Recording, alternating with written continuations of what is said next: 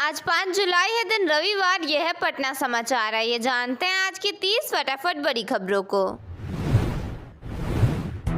साहिबगंज के विधायक राजू सिंह को फायरिंग के एक मामले में 4 साल की सजा सुनाई गई है। इस घटना में एक महिला की मौत हुई है। अदालत ने 25 लाख रुपए का मुआवजा देने का भी आदेश दिया है। विधायक ने कहा कि उनका जुर्म करने का इरादा नहीं था और यह गलती से हुआ। जेड सिक्योरिटी वापस मिलने पर लालू प्रसाद यादव ने कहा कि सरकार बैकफुट पर है। उन्होंने कहा कि उनके साथ अन्याय हुआ था। बंगला विवाद के बीच लालू प्रसाद यादव और राबड़ी देवी की सुरक्षा हटाई गई थी, जिसे अब फिर से बहाल कर दिया गया है। दोनों को बुलेट प्रूफ गाड़ी भी दोबारा उपलब्ध कराई गई है। पटना में मुख्यमंत्री नीतीश कुमार को भारत रत्न देने की मांग वाले पोस्टर लगाए गए हैं। पोस्टरों में निशांत को बिहार का भविष्य का नेता बताया गया है। साथ ही मिशन विकसित 2040 का भी उल्लेख किया गया है। जहानाबाद में बालू खनन को लेकर 20 राउंड फायरिंग हुई, जिसमें 6 लोगों को गोली लगी। किसी के पैर में तो किसी के सीने में गोली फंसी है। जिले में पिछले 4 साल से बालू खनन पर रोक है। एसडीपीओ ने कहा कि दोषियों के खिलाफ कार्रवाई की जा रही है। बक्सर में भोजपुर के एक युवक का शव मिला है, जिसके सिर पर गहरी चोट के निशान थे और शव अकड़ी हुई अवस्था में मिला। युवक के दोस्त ने बताया कि वह एडमिशन के लिए बक्सर आया था और वह एक लड़की से मिलने गया था। वहीं परिवार ने कहा कि उन्हें उसके बक्सर जाने की कोई जानकारी नहीं थी। मुजफ्फरपुर में गवाही से पहले एक दुकानदार की मंदिर में गोली मारकर हत्या कर दी गई। उसे सीने और हाथ में गोली लगी। एक चश्मदीद ने बताया कि हमलावर करीब 2 फीट की दूरी से फायरिंग कर रहे थे। पुलिस मामले की जांच के लिए सीसीटीवी फुटेज खंगाल रही है। शादी से इनकार करने पर एक युवती रेलवे ट्रैक पर पहुंच गई। दोनों के बीच पिछले 5 साल से प्रेम संबंध था। युवती का आरोप है कि युवक दूसरी जगह रिश्ता तय होने पर उसे तुड़वा देता था, जबकि खुद दहेज की मांग कर रहा था। दोनों की प्रेम कहानी फेसबुक से शुरू हुई थी। बिहार के कई जिलों में आज हल्की से मध्यम बारिश होने की संभावना है। उत्तर पश्चिम और उत्तर मध्य बिहार में गरज चमक के साथ 30 से 40 किलोमीटर प्रति घंटे की रफ्तार से तेज हवा चल सकती है। कुछ इलाकों में भारी बारिश की भी संभावना जताई गई है। साथ ही अगले कुछ दिनों में मानसून के फिर से सक्रिय होने के संकेत हैं। बिहार के रेल यात्रियों को सफर के दौरान नई सुविधाएं मिलने वाली हैं। सुरक्षा को देखते हुए पूर्व मध्य रेलवे के पटना जंक्शन, पाटलिपुत्र स्टेशन समेत लगभग 50 स्टेशनों को ड्रोन मिलने वाला है, जिसके बाद स्टेशनों पर उमड़ने वाली यात्रियों की भीड़ और हर एक गतिविधि पर ड्रोन से ही नजर रखी जाएगी। बिहार में सरकारी कॉलेजों और विश्वविद्यालयों में नौकरी की तैयारी कर रहे अभ्यर्थियों के लिए बड़ी खबर है। BSUSC ने संविदा के आधार पर 3687 सहायक प्राध्यापकों की भर्ती के लिए अधिसूचना जारी कर दी है। ऑनलाइन आवेदन प्रक्रिया शुरू हो चुकी है और इच्छुक अभ्यर्थी 15 जुलाई तक आवेदन कर सकते हैं। बिहार में नए उद्योग लगाने के लिए सरकार की तरफ से कई योजनाएं लाई जा रही हैं। ऐसे में अब खबर है कि राज्य में 6000 करोड़ रुपए का इन्वेस्टमेंट किया जाएगा। बिहार में 29 तरह की फैक्ट्रियां लगाई जाएंगी, जिनमें लगभग 3000 युवाओं को रोजगार मिलेगा। समिति की तरफ से स्वीकृत परियोजनाओं में प्रमुख रूप से एडवांस मेडिकल टेक्नोलॉजी, खाद्य प्रसंस्करण, टेक्सटाइल, रासायनिक विनिर्माण, प्लास्टिक उत्पाद निर्माण, इलेक्ट्रिक वाहन, फर्नीचर, लिथियम आयरन बैटरी और जनरल मैन्युफैक्चरिंग शामिल हैं। जानकारी के मुताबिक ये इंडस्ट्रियल यूनिट्स राज्य के अलग अलग औद्योगिक क्षेत्रों में स्थापित की जाएंगी।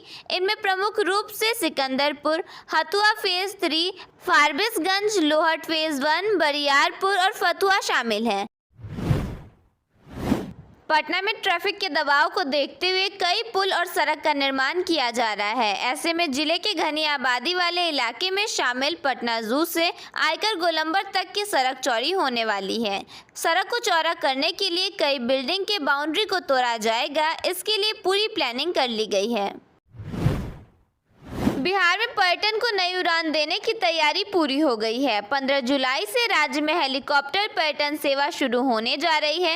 इसके तहत पर्यटक केवल 2100 रुपये प्रति सीट में पटना के प्रमुख ऐतिहासिक और दर्शनीय स्थलों का आसमान से नज़ारा देख सकेंगे। पहले चरण में पटना के अलावा वाल्मीकि नगर, राजगीर और कैमूर के लिए भी विशेष हेलीकॉप्टर सेवा उपलब्ध होगी। बिहार में अब स्टेट हाईवे पर भी टोल टैक्स वसूला जाएगा। सरकार के इस फैसले का बचाव करते हुए पथ निर्माण मंत्री इंजीनियर शैलेंद्र ने कहा कि बेहतर सड़क और उसके रखरखाव के लिए पैसा जरूरी है। उन्होंने कहा कि फ्री की रेवड़ी कब तक बांटेंगे। बिहार सरकार की नई टोल पॉलिसी में स्थानीय लोगों, किसानों और नियमित यात्रा करने वालों के लिए अपडेट आया है। 250 रुपये में 1 महीने तक स्थानीय टोल प्लाजा से अनलिमिटेड सफर किया जा सकेगा। 2500 रुपये का पास पूरे बिहार में यात्रा की सुविधा देगा। बाइक और ट्रैक्टर के लिए भी नए नियम बनाए गए हैं। पथ निर्माण विभाग ने कृषि के काम में इस्तेमाल होने वाले ट्रैक्टरों को टोल टैक्स से पूरी तरह छूट दे दी है। यह सुविधा सिर्फ उन्हीं ट्रैक्टरों को मिलेगी जिनका रजिस्ट्रेशन कृषि उपयोग के लिए कराया गया है। इसके साथ ही वीआईपी, विधायक और विधान पार्षद को टोल नहीं देना होगा। पटना जल्द ही देश का पहला इंडोर बॉटेनिकल गार्डन बनने जा रहा है। सिंगापुर की तर्ज पर बनने वाला यह हाईटेक गार्डन जेपी गंगा पथ के पास विकसित होगा, जहां दुर्लभ पौधे साल भर नियंत्रित वातावरण में देखे जा सकेंगे। मोतिहारी के दारुल कज़ा का दावा है कि वैवाहिक विवादों के अधिकांश मामलों में मोबाइल का अत्यधिक उपयोग और मायके का हस्तक्षेप बड़ी वजह बन रहे हैं। अब तक करीब 200 परिवारों को समझौते के जरिए टूटने से बचाया गया है। दारुल कज़ा के काजी एवं इस्लामिक स्कॉलर मुफ्ती रियाज कासमी के अनुसार स्मार्टफोन के बढ़ते उपयोग ने पति पत्नी के बीच संवाद को प्रभावित किया है। उन्होंने कहा है कि कई दंपति एक ही घर में रहते हुए भी एक दूसरे को पर्याप्त समय नहीं दे पा रहे हैं और सोशल मीडिया में अधिक व्यस्त रहते हैं। दारुल कज़ा का कहना है कि हर मामले में पहले समझौते की कोशिश की जाती है और तलाक को अंतिम विकल्प माना जाता है। दारुल कज़ा के काजी एवं इस्लामिक स्कॉलर मुफ्ती रियाज कासमी के अनुसार स्मार्टफोन के बढ़ते उपयोग ने पति पत्नी के बीच संवाद को प्रभावित किया है। उन्होंने कहा है कि कई दंपति एक ही घर में रहते हुए भी एक दूसरे को पर्याप्त समय नहीं दे पा रहे हैं और सोशल मीडिया में अधिक व्यस्त रहते हैं। दारुल कज़ा का कहना है कि हर मामले में पहले समझौते की कोशिश की जाती है और तलाक को अंतिम विकल्प माना जाता है। सासाराम में राष्ट्रीय बाल विज्ञान कांग्रेस 2026 कार्यशाला शुरू हो गई है। इस कार्यशाला में रोहतास सहित मध्य बिहार के 11 जिलों के करीब 40 विज्ञान शिक्षक, मेंटर और समन्वयक भाग ले रहे हैं। इसका मुख्य उद्देश्य विद्यालय स्तर पर विज्ञान शिक्षा को अधिक व्यवहारिक, शोधपरक और नवाचार आधारित बनाना है। पिपरा कोठी किसान आंदोलन में पहुंचे सांसद पप्पू यादव ने वाटर पार्क के लिए भूमि अधिग्रहण का विरोध करते हुए किसानों का समर्थन किया। उन्होंने कहा कि किसानों की लड़ाई उनकी अपनी लड़ाई है और इस मुद्दे को लोकसभा से लेकर हाई कोर्ट तक उठाया जाएगा। बिहार में 30 जुलाई से श्रावणी मेले की शुरुआत होगी। इससे पहले सभी तैयारियों को टाइट किया जा रहा है। श्रावणी मेले में कांवड़ियों के लिए ड्रोन और लेजर शो की व्यवस्था होगी। इसके अलावा स्पेशल लाइटिंग की व्यवस्था, भव्य गेट समेत अन्य तैयारियां की जा रही हैं। राम मंदिर चढ़ावा चोरी होने के मामले में आरएसएस की पहली बार बयान देने के बाद सियासत तेज हो गई है। आरजेडी सांसद मनोज झा ने संघ पर निशाना साधते हुए कहा कि आस्था के साथ खिलवाड़ हुआ है और सवाल पूछने वालों को ही चुप रहने की सलाह दी जा रही है। आरजेडी सांसद ने कहा कि कोई भी संगठन हिंदू धर्म का ठेकेदार नहीं हो सकता। उन्होंने कहा कि हिंदू धर्म आरएसएस के जन्म से पहले भी था और आगे भी रहेगा। राजधानी पटना में लंबे समय से फरार आरोपियों के खिलाफ पुलिस अब और सख्त कार्रवाई की तैयारी में है। पटना पुलिस ने सोनू मोनू गैंग के सक्रिय सदस्यों समेत 12 फरार अपराधियों पर 25,000 से 50,000 तक का इनाम घोषित करने का प्रस्ताव पटना रेंज के आईजी को भेज दिया है। मंजूरी मिलने के बाद गिरफ्तारी अभियान और तेज किया जाएगा।